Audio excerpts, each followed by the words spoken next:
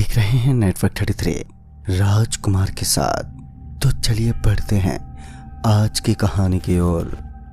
दोस्तों, मेरा नाम मेघा है। मैं अपने सपनों की उड़ान भरने पहुंच गई हूं कोटा, राजस्थान। मैं अपने माँ बाप की इकलौती संतान हूं। मेरे घर वालों ने मुझे बड़े ही नाज से पाला है। मैं बचपन से ही डॉक्टर बनना चाहती हूं और अपने गांव में मैं एक बड़ा सा अस्पताल बनवाना चाहती हूं। इसी उम्मीद को लेके मैं कोटा आई हूँ। मैं बहुत देरी से आई तो हॉस्टल में रूम भी अब खाली नहीं था, पर हॉस्टल वार्डन ने कहा कि ऊपर तीसरे माले पर एक कमरा खाली है, पर अभी तुम्हें फिलहाल अकेले ही रहना पड़ेगा जब तक कि कोई लड़की नहीं आती। तुम्हारे कमरे में रहने के लिए अगर मंजूर हो और अकेले रह पाओ तो बोलो, मैं रूम साफ करवा दूँ। मैंने बिना कुछ सोचे समझे ही हाँ बोल दिया और यही मेरी सबसे बड़ी भूल थी। मैंने सोचा अच्छा ही है, अकेले रहेंगे तो पढ़ाई में कोई दिक्कत नहीं होगी। अब तक कमरा साफ भी हो चुका था। हॉस्टल वार्डन ने मुझे कमरे की चाबी देते हुए कहा, बेटा अच्छे से रहना, कोई दिक्कत हो तो मुझे बुला लेना, डरना बिल्कुल भी मत। और हाँ, एक बात का खास ख्याल रखना, ये जो बंद दरवाज़ा है इसके पास ज़्यादा मत जाना। इस पर मैंने कहा, लेकिन आंटी। तभी उन्होंने कहा, अरे अरे बेटा डरो मत, यहाँ वैसा कुछ भी नहीं है जैसा तुम सोच रही हो, वो तो बस ऐसे ही। अरे आंटी ठीक है जी, मैं समझती हूँ, अब क्या मैं अंदर जाऊँ, बहुत थक गई हूँ। तभी आंटी ने कहा, ठीक है बेटा, पर ध्यान से। पता नहीं क्या बोल रही थी वो आंटी। शायद वो मुझे डरा रही थी या फिर समझा रही थी।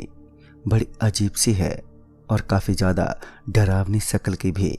मैंने ज़्यादा देर ना करते हुए दरवाज़ा खोला और अंदर चली गई। मैं बहुत ही ज़्यादा थकी हुई थी, इसलिए ना कुछ ज़्यादा करते हुए मैं सीधा जाकर सो गई। अगले 2 से 3 दिन तो सब कुछ ठीक ठाक ही चल रहा था, पर मुझे रात में कुछ अजीब सी आवाज़ें सुनाई देने लगी। कभी किसी के पायल की तो कभी किसी की रोने की आवाज़ और कभी किसी के हंसने की और कभी कभी तो किसी के ज़ोर ज़ोर से पढ़ने की मुझे आवाज़ सुनाई देती थी। रात में जब मैं पढ़ते तो मुझे ऐसा लगता जैसे मेरे साथ साथ कोई और भी पढ़ रहा है। ऐसा लगता है मानो वहाँ मैं अकेले नहीं, कोई और भी मेरे साथ है। मेरे कमरे की लाइट हमेशा जलती और बंद होती रहती। अजीब सी हरकतें हो रही थी मेरे साथ। शायद ज़्यादा देर पढ़ने की वजह से ही मैं ये बहकी बहकी बातों को सोचने लगी। एक दिन मुझे पढ़ते पढ़ते रात के करीब 1 बज गए होंगे। दिन में भी बहुत ज़्यादा पढ़ने की वजह से मुझे नींद आ गई और मैं कुर्सी पर ही सो गई थी।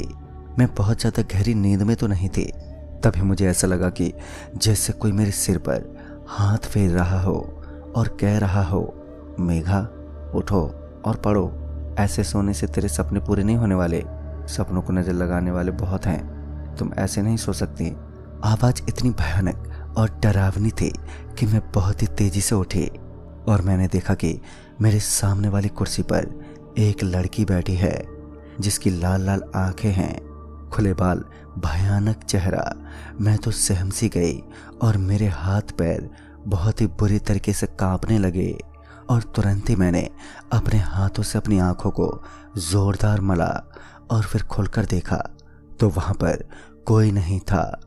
अब मैं बहुत ही ज़्यादा डर गई थी, पर मैंने खुद को समझाकर किसी तरह पानी की बोतल उठाकर पानी पीने ही वाले थे कि तभी एकदम से बिजली कट गई। डर के मारे मैं एक कोने में बैठकर आज हुई सारी घटनाओं के बारे में सोचने लगी। अभी मैं सदमे से पूरी तरह से निकली भी नहीं थी कि मेरे कमरे का दरवाज़ा कोई ज़ोर ज़ोर से पीटने लगा। डरते डरते किसी तरह से एक बार मैंने पूछा, कौन है? पर बाहर से कोई आवाज़ नहीं आई, बल्कि दरवाज़ा पीटने की आवाज़ और भी तेज आने लगी। दरवाज़ा पीटने की आवाज़ इतनी तेज होती है कि मैं और भी डर जाती हूँ। इतनी रात को कौन हो सकता है, यही सोचते हुए किसी तरह से मैं हिम्मत करके दरवाजे के पास जाती हूँ और अपने मोबाइल फ़ोन की लाइट जलाकर दरवाज़ा खोला। बाहर एक लड़की खड़ी थी, बड़ी बड़ी आंखें और खुले बालों में किसी भूतनी की भांति प्रतीत हो रही थी। तभी मैंने उससे कहा, आप कौन हो? और इतनी रात को इतनी ज़ोर से दरवाज़ा क्यों पीट रही थी? और तुम बोली भी नहीं, क्या काम है आपको? तो उसने कहा कि अरे बहना थम जाओ और डरो मत, मैं भी लड़की ही हूँ, भूत नहीं। पहले तो तुम ये टॉर्च मेरे मुंह पर से हटाओ जो तुम लगातार 5 मिनट से जलाई हुई हो। मैंने जैसे ही टॉर्च बंद करी तभी लाइट आ गई। वो लड़की बोली, लो लाइट भी आ गई, अब तुम आराम से मुझे देख लो। तभी मैंने कहा, हाँ हाँ क्यों नहीं, आइए, अच्छा हुआ आप आ गई। आज पता नहीं क्यों मुझे बहुत ज़्यादा डर लग रहा था। तभी उस लड़की ने कहा, क्यों, भूत देख लिया था क्या? तो मैंने कहा, जी नहीं, बुरा सपना देख लिया था। वैसे मैंने कभी आपको देखा नहीं है। नीचे रहती हैं क्या आप? और आपको क्या चाहिए था यहाँ पर? तभी उस लड़की ने कहा, ओ हाँ, मांगने से शायद याद आया, पहले तो मुझे पानी पिला दो। मैं पानी मांगने ही आई थी, मुझे कहीं पीने का पानी नहीं मिल पा रहा है, मैं वही लेने आई थी और आते ही लाइट कट गई और तुमने मुझे भूत समझ लिया। वैसे मेरा नाम शिया है और मैं आज यहाँ पर आई हूँ। इसके पहले मैं यहाँ से थोड़ी दूर पर ही रूम लेकर रहती थी। तभी मैंने कहा, ओह अच्छा, मैं मेघा। तभी उस लड़की ने कहा, हाँ पता है, हॉस्टल वार्डन ने मुझे सब बता दिया है तुम्हारे बारे में। वैसे मैं तुम्हारी सीनियर हूँ तो तुम मुझे दीदी बोल सकती हो। और अच्छा, शुभ रात्रि, सुबह बात करेंगे, रात काफ़ी हो गई है और मैं जा रही हूँ, तुम भी सो जाओ। इतना कहकर वो वहाँ से चली गई। अगले ही दिन जब मुझे वही लड़की यानी सिया दीदी मिली तो मैंने उन्हें कहा कि सिया दीदी, रात को आप चली गई तो मैं आपसे कुछ पूछ नहीं पाई। तो उन्होंने कहा, क्या पूछना है, बोलो, सब ठीक तो है ना? तुम रात से ही काफ़ी हद तक डरी सहमी दिख रही हो। तभी मैंने कहा, नहीं दीदी, ऐसी कोई बात नहीं है। वो क्या है ना, मैं जिस दिन यहाँ आई थी तो उस दिन हॉस्टल वार्डन ने मुझे इस रूम के पास जाने से सख्त मना किया था और बोला था कि संभल के रहना और इस दरवाजे के पास भूलकर भी मत जाना। पर मैंने कारण पूछा तो उन्होंने कुछ बताया ही नहीं, बस डरा कर चली गई। फिर आप इस रूम में, क्या कुछ हुआ था इस रूम में, आप कुछ जानती हो क्या? तभी सिया दीदी ने कहा, हाँ मैंने कुछ सुना है, क्योंकि मेरी दीदी भी यहीं से पढ़ी हैं तो उन्होंने ही बताया था, पर मैं इन सब पे यकीन नहीं करती। तुम भी मत करो, चलो क्लास चलते हैं, छोड़ो यार। तभी मैंने कहा, बताओ ना दीदी, क्या हुआ था? अच्छा, चलते हुए ही बता दो, रास्ता भी कट जाएगा, बताओ ना। तो उन्होंने कहा, अच्छा, सुना है कि बहुत साल पहले एक लड़की इसी रूम में आई थी, बहुत ही ज़्यादा सुंदर, सुशील और बहुत ही ज़्यादा पढ़ने में अच्छी थी, सबसे आगे रहती थी वो हर काम में। पर वो कहते हैं ना, अच्छे लोगों के दुश्मन तो बहुत होते हैं, इसके भी थे। पर कुछ अमीर घर के बच्चों ने इसका पीछा करने के लिए इतना ज़्यादा तंग कर दिया और इतना परेशान किया कि बेचारी तंग होकर पंखे से झूल गई थी। तब से ये रूम हमेशा के लिए बंद हो गया था, क्योंकि सबको लगा था कि यहाँ उसकी आत्मा अभी तक भटक रही है। बस यही बात है, पर तुम छोड़ो ये सब और सिर्फ अपनी पढ़ाई पर ध्यान दो। उस दिन सिया दीदी ने जो सारी बात बताई थी उसे सुनकर मैं सब कुछ भूल गई थी और हम दोनों में बहुत अच्छी दोस्ती हो गई थी। हम हर काम एक साथ करते थे। सिया दीदी का साथ पाने के बाद मुझे और किसी दोस्त की ज़रूरत भी नहीं पड़ी। सिया दीदी मुझसे सीनियर थी तो वो पढ़ाई में भी मेरी मदद कर देती और इस तरह कई महीने बीत गए और इस दौरान अगर मुझे कोई अजीब सी आवाज़ भी सुनाई देती तो मैं उसे नज़रअंदाज कर देती थी। होली की छुट्टियां हो गई थीं, सब लड़कियां अपने घर चली गई थीं। सिया दीदी भी आज सुबह ही घर चली गईं। मैं बाहर बैठकर अपने माँ पापा का इंतज़ार कर रही थी कि तभी हॉस्टल वार्डन आई और बोली, और बेटा ठीक हो? ऊपर तुम्हें अच्छा लगता है ना? वैसे भी तुम बहुत बहादुर बच्ची मालूम पड़ रही हो, अकेले रह लेती हो ऊपर। मैंने चौंकते हुए कहा, अरे अकेले कहाँ रहते हैं आंटी, मुश्किल से 1 हफ्ते ही तो रहे होंगे। उसके बाद सिया दीदी आ गई, तो फिर काहे का डर? उन्होंने बड़े चौंकते हुए अंदाज में कहा, सिया तुम्हारे रूम में कब आई? क्या आंटी, कभी कभी आप एकदम से बहकी बहकी बातें करने लगती हो, आपको ही नहीं पता होगा, आप तो सब देखती है ना। वही मेरे बगल वाले रूम में जिसका दरवाज़ा बंद था, और क्या? उन्होंने बड़ी घबराहट के साथ कहा, यह कैसे हो सकता है, मैंने तो किसी को भी रूम नहीं दिया, यहाँ तक कि उस रूम का ताला तक नहीं खुला है। तुम जानती हो क्या हुआ था वहाँ? मैंने कहा, हाँ सिया दीदी बताई थी। तभी उन्होंने कहा, क्या नाम बताया तुमने? सिया? अरे बेटा, उस लड़की का नाम भी सिया ही था। तुम्हारे पास उसकी कोई तस्वीर है क्या, दिखाना ज़रा। तो मैंने कहा, ये लीजिए आंटी। उसके बाद वो आंटी एकदम से चौंकते हुए लगातार उस तस्वीर को पकड़े कांपती नजर आ रही थी। तभी मैंने पूछा, क्या हुआ आंटी जी? तो आंटी जी ने कहा, बेटा यह वही सिया है जो 5 साल पहले फांसी लगाकर उसी रूम में मर गई थी। यह वही सिया है। तुम कभी उसके रूम में भी गई थी? तो मैंने कहा, नहीं, वो हमेशा मेरे ही रूम में रहती थी। तभी आंटी ने कहा, एक काम करो बेटा, तुम जल्दी से अपने घर चले जाओ और सारी बात भूल जाओ। देखो रात होने को आई है, मैं निकलती हूँ, तुम डरना मत। बाहर वॉचमैन है, मैंने तुम्हें मना किया था ना कि दरवाजे के पास मत जाना, लेकिन कोई बात नहीं, मैं निकलती हूँ अब, ठीक है? आंटी की बात सुनकर तो मेरा बहुत ही बुरा हाल हो गया था। मैं बहुत ही तरीके से कांप रही थी। मुझे वही सारी बात याद आने लगी थी जो मेरे साथ हो रही थी। तभी मेरे माँ पापा का फ़ोन आ गया तो उन्होंने कहा कि बेटा हम लोग तूफान में फंस गए हैं, रास्ता बंद हो गया है, जैसे ही खुलेगा हम तुरंत ही आ जाएंगे। इससे पहले मैं कुछ बोल पाती कि वो फ़ोन ही कट गया। शायद तूफान की वजह से नेटवर्क नहीं था। अब तो मैं और भी ज़्यादा डर गई। मेरा गला सूखने लगा और मेरी सांसें अटकने लगी थी। सारा का सारा दृश्य मेरी नज़रों के सामने आ रहा था, पर मैं क्या करती, बाहर कहीं जा भी नहीं सकती थी। इसलिए मैंने बहुत ही हिम्मत करके अपने रूम में जाने का फैसला किया और रूम में जाते ही दरवाज़ा बंद करके एक कोने में छुपकर बैठ गई। अगले ही दिन मेरे माँ पापा मुझे बताते हैं कि सुबह माँ पापा बाहर से आवाज़ लगा रहे थे, पर मैं कोई जवाब नहीं दे रही थी। तभी उन्होंने वॉचमैन को बुलाया और किसी तरह दरवाज़ा तोड़ा और अंदर का दृश्य देखकर तो मेरी माँ के होश ही उड़ गए। उन्होंने बताया कि मैं एक कोने में पड़ी एक बेजान लाश की तरह अपने आप को जकड़े हुए बैठी थी। मेरा शरीर ठंडा हो गया था, आंखें बंद हो गई थी, पर शायद उम्मीद के किसी कोने से हल्की हल्की सांस आ रही थी। फिर तुरंत ही माँ पापा मुझे घर ले गए। उस हादसे को हुए 1 हफ्ता बीत चुका था और अब मैं बिल्कुल ठीक थी। मैं अपने सपने को पूरा करने के लिए फिर से जाने की तैयारी में लगी थी। सारी तैयारियां हो चुकी थी, पर मेरे मम्मी पापा मुझे लेकर थोड़े दुखी थे और डरे हुए थे, क्योंकि मैं फिर से उसी हॉस्टल में जाने वाली थी। मम्मी पापा ने मुझे बहुत समझाया, मगर मैं अपनी जिद पर अड़ी हुई थी। फिर आखिर थक हार कर मम्मी पापा ने भी हाँ बोल दिया। एक लंबा सफ़र तय करके हम उसी हॉस्टल आ गए थे। हॉस्टल वार्डन वहीं गेट पर ही बैठी थी। अरे मेघा बिटिया, कैसी हो? अब तुम्हारी तबीयत तो ठीक है?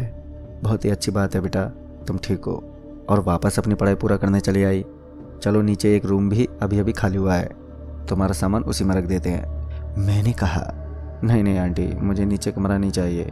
उन्होंने कहा, ना का क्या मतलब है तुम्हारा? नीचे नहीं तो फिर कहाँ रहोगी? मैंने कहा, अपने उसी रूम में जहाँ मैं पहले रहती थी। तभी आंटी ने कहा, ये क्या बोल रही हो बिटिया, तुम वहाँ कैसे रह सकती हो? तुम भूल गई क्या हुआ था तुम्हारे साथ? तुम क्यों अपनी जिद पर अड़ी हो? तुम नीचे सबके साथ रहोगी तो सुरक्षित रहोगी। तभी मैंने कहा, आंटी मुझे यही डर तो ख़त्म करना है। अगर मैं आज डर गई तो यह डर मेरी ज़िंदगी भर मेरे साथ साथ रहेगा। मुझे मेरे डर से लड़ना है। मम्मी पापा आप भी मान जाओ, इसके बाद मैं आपसे कोई जिद नहीं करूँगी। फिर वार्डन ने मुझे उस रूम की चाबी दे दी और कहा, बड़ी बहादुर हो बेटा तुम, मानना पड़ेगा, अच्छे से रहना, और हाँ, अब की बार उस दरवाजे के पास बिल्कुल भी मत जाना। जैसे ही मैंने उस रूम का दरवाज़ा खोला, मुझे वह रात याद आने लगी, पर मैंने संयम बनाकर रखा और ज़्यादा डरते ना हुए अपने बुक्स लेकर पढ़ने लगी। रात के करीब 1 बजे होंगे कि फिर उस दिन की तरह दरवाज़ा पीटने की आवाज़ आ रही थी, पर साथ में मेघा मेघा की भी आवाज़ आ रही थी। पर मैं उस दिन की तरह आज डरी सहमी नहीं थी। मैंने जाकर दरवाज़ा खोला तो बाहर देखा तो बाहर की तरफ तो सिया दीदी थी। उन्होंने बड़े प्यार से पूछा, कैसी है बहन तू? मैंने कहा, कौन हो तुम? तो सिया दीदी बोली, क्या बोल रही है तू? क्या भूत हूँ मैं? तो मैंने कहा, इतनी रात को ही क्यों आती हो तुम? वही भटकती रूह हो? तो उन्होंने कहा, और क्या हो गया है तुझे? आज शाम को ही मैं वापस लौटी हूँ। तो मैंने कहा, बस करो, बहुत हो गया, मुझे हॉस्टल वार्डन ने सब कुछ बता दिया है। फिर उसने अब एक गुस्सैल रूप में मुझसे कहा, अच्छा, तब तो हॉस्टल वार्डन ने अपनी काली करतूतें भी बताई होंगी तुम्हें। इससे पहले मैं कुछ कहती कि सिया दीदी वहाँ से गुस्से में दरवाज़ा बंद करके मेरे रूम में चली गई। उसकी आंखें बेहद लाल लाल हो गई थी और वह रोने लगी थी। ऐसा लग रहा था मानो बहुत ही दर्द में हो वो। खैर मैं अपने बिस्तर पर जाकर आराम से लेट गई और सिया दीदी की बातों से और भी ज़्यादा दुखी और परेशान हो रही थी। आखिर क्या हुआ होगा और आखिर क्या बात है जो सिया दीदी ने मुझे नहीं बताया था। यही सब सोचकर मैं करवटें बदल रही थी कि देखते ही देखते सुबह हो गई। सुबह होते ही मैं सिया दीदी के रूम के पास गई और आज पहली बार मैं उस रूम के पास गई थी। मैंने जैसे ही दरवाज़ा टच किया कि वैसे ही दरवाज़ा खुल गया। शायद दरवाज़ा बंद ही नहीं था। मैंने रूम के चारों तरफ नजरें घुमाई तो हर तरफ किताबें ही किताबें थीं। दीवार पर सिया दीदी की फ़ोटो लगी थी और सिया दीदी एक कोने में बैठी थी। शायद रात से ही वह ऐसे ही पड़ी थी।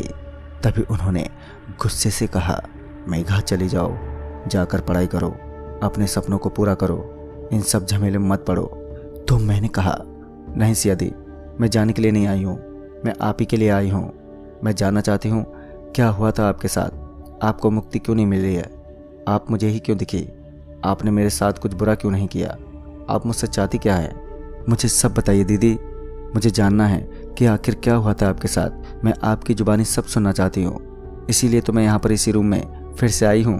और उस दिन आपने जो बताया था क्या वह सब झूठ था, और हॉस्टल वार्डन का इससे क्या लेना देना है, आप प्लीज़ बताओ ना मुझे। फिर उन्होंने इस बार गुस्से से कहा, नहीं, मैंने आत्महत्या की थी, बस यही बात झूठी है, बाकी सब सही है। मैंने परेशान होकर आत्महत्या नहीं की थी, बल्कि मैं और भी उत्तेजित होकर पढ़ने लगी थी।